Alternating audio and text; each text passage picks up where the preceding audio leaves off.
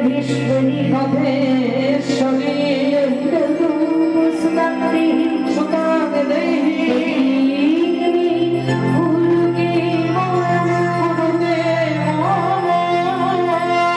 আজকে ব্রজগোপীরা ওই শ্রী যমুনার বালুকার উপর মাতা কাত্যায়নের কাছে বসে পড়ছে আর মাতা কাত্যায়নের কি বলছে বলছে ওমা মাগো তোর চরণে আমাদের এই মিনতি নদীর পতি করে দে মা মোদের পতি করে দে মা পতি করে দে মা পতি করে দে মা নন্দে নন্দন কৃষ্ণকে পতি করে দে মা নন্দে নন্দন কৃষ্ণকে পতি করে দে মা তোর চরণে এই মিনতি পতি করে দে মা মোদের চরণে পতি করে দে মা মাগো তোর চরণে মোদের এই মিনতি আমাদের পতি করে দে ওই নন্দের নন্দন কৃষ্ণকে আমরা আমাদের পতি হিসেবে আমাদের কাছে চাই যেই না কথা বলা সঙ্গে সঙ্গে মাতা কাত্যায়নী প্রেমিত কৃপা করলেনি সঙ্গে সঙ্গে ভগবান আজ তিনিও কৃপা করলেন কিন্তু মনে মনে চিন্তা করলেন দাঁড়াও হে ব্রজগোপী শুধুমাত্র কৃপা করলেই তো হবে না আগে পরীক্ষা নিতে হবে যে আদেও কি তোমরা আমার কৃপা পাওয়ার যোগ্য হয়েছ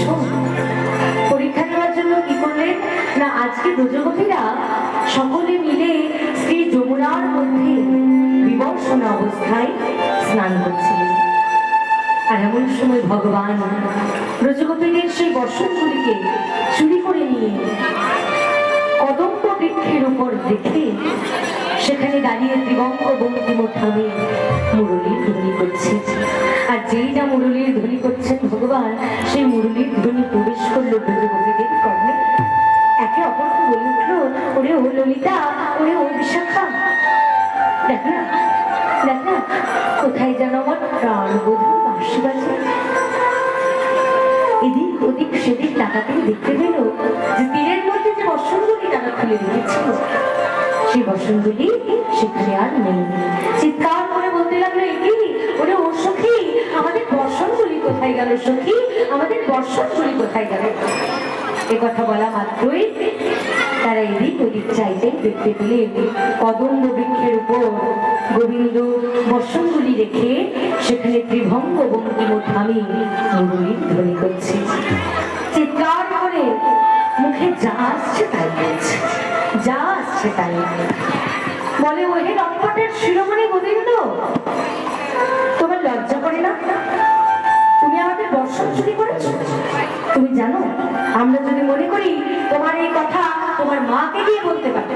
তোমার বাবাকে বলতে পারো তোমার দাদাকে বলতে পারো আর যেই না এই কথা বলা ভগবান বললেন ব্রজগোপী তোমরা বিবর্ষণা অবস্থায় আমার বাবার কাছে যেতে পারবে দাদার কাছে যেতে পারবে আর আমার কাছে এসে বর্ষণগুলো নিতে পারবে না এক কাজ করো তোমরা একে একে এসো এসে বর্ষণগুলি নিয়ে যাও ব্রজগোপীরা একে একে গেল আর সেখানে গিয়ে গোবিন্দের কাছে বসন চাইছে তেমন করে কেহ বাঁচাইছে কারো আড়ালে দাঁড়ায় কেহ বাঁচাইছে কারো আড়ালে দাঁড়ায় কেহ বাঁচাইছে কারো আড়ালে দাঁড়ায় কেহ বাঁচাইছে কেহ আড়ালে দাঁড়ায় কেহ বাঁচাইছে আরে কেহ বাঁচাইছে বুকে হস্ত দিয়ে কেহ বাঁচাইছে বুকে হস্ত দিয়ে কেহ বাঁচাইছে বুকে হস্ত দিয়ে হে কালা চাঁদ দাও হে কালা চাঁদ দাও হে বসো হে কালা চাঁদ দাও হে বসো হে কালা চাঁদ দাও হে বসো তোমার কাছে নিবেদন হে কালা চাঁদ দাও হে বসো তোমার কাছে নিবেদন হে কালা চাঁদ দাও হে বসো তোমার কাছে নিবেদন হে কালা চাঁদ দাও হে বসো তোমার কাছে নিবেদন হে কালা চাঁদ দাও হে বসো এই কালা চাঁদ আমাদের বসনগুলি এবার ফিরিয়ে দাও কেউ কারোর আড়ালে দাঁড়াচ্ছে কেউ বক্ষ হস্ত দিয়ে চেপে আছে। আর এমন সময় প্রাণ গোবিন্দ বলে উঠলেন, এভাবে হবে না, একে একে এসো, এসো তোমরা বস্ত্রগুলি নিয়ে যাও। এইবার ব্রজগোপীরা বুঝতে পারলো যে ভগবান তাদের ধৈর্যের পরীক্ষা দিচ্ছে, তাদের লজ্জার পরীক্ষা দিচ্ছে। ব্রজগোপীরা সেই বিবর্ষণা অবস্থায় গোবিন্দের কাছে দুহাত তুলে দিলেন আর বললেন, হে গোবিন্দ, তোমার ওই চরণে আমরা নিজেদের সমর্পণ করলাম।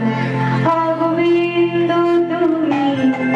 যা করো, গোবিন্দ তুমি যা করো, গোবিন্দ তুমি যা করো, যা করো, তোমার ওই চরণে শরণ নিলাম, গোবিন্দ তুমি যা করো, তোমাদের চরণে শরণ নিলাম, গোবিন্দ তুমি যা করো। হে গোবিন্দ, হে প্রাণনাথ, তোমার ওই চরণে আমরা শরণ নিলাম, তোমার ওই চরণে আমরা নিজেদের সমর্পণ প্রাণনাথ, এইবার তুমি যা ইচ্ছে তাই করো। ভগবান মনে মনে ভাবলেন, এই তো ব্রজগোপীদের লজ্জা নিবারণ হয়েছে, এইবার ব্রজগোপীদের সঙ্গে নিয়ে করা যাবে রাসলীলা। তাই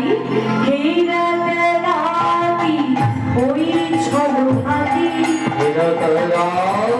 ওই ছড়ো হাতি,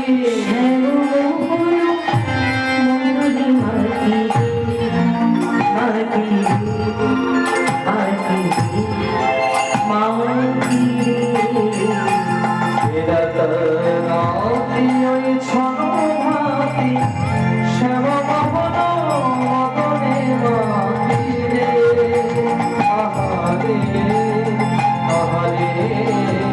আহারে। মুরলী গান পঞ্চমুদান, মুরলী গান পঞ্চমুদান, মুরলী গান পঞ্চমুদান, মুরলী গান পঞ্চমুদান, গুরুগতি গুরুগতি আহা, গুরুগতি চিত সুরনি আহা, গুরুগতি চিত সুরনি, গুরুগতি চিত সুরনি, গুরুগতি চিত, গুরুগতি চিত সুরনি, গুরুগতি চিত সুরনি, গুরুগতি চিত সুরনি আহা, গুরুগতি চিত সুরনি আহা। আজ মুরলী বেজে উঠিল, আজ মুরলী বেজে উঠিল, আজ মুরলী বেজে উঠিল, আজ মুরলী বেজে উঠিল, আজ মুরলী বেজে উঠিল,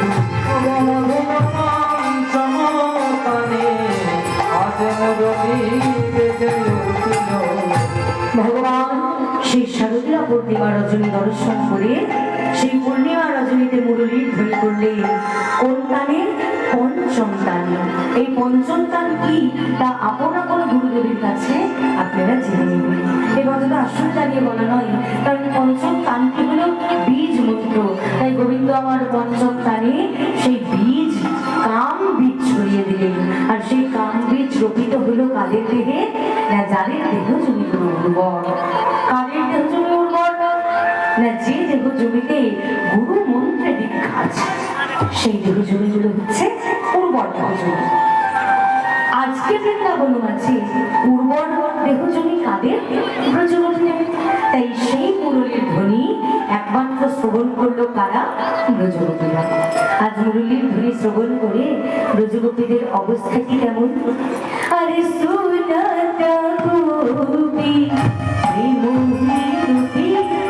মোহি মোহি আপনার সপি, শোনো গোপী মোহি রূপী, মনহি মনহি আপনার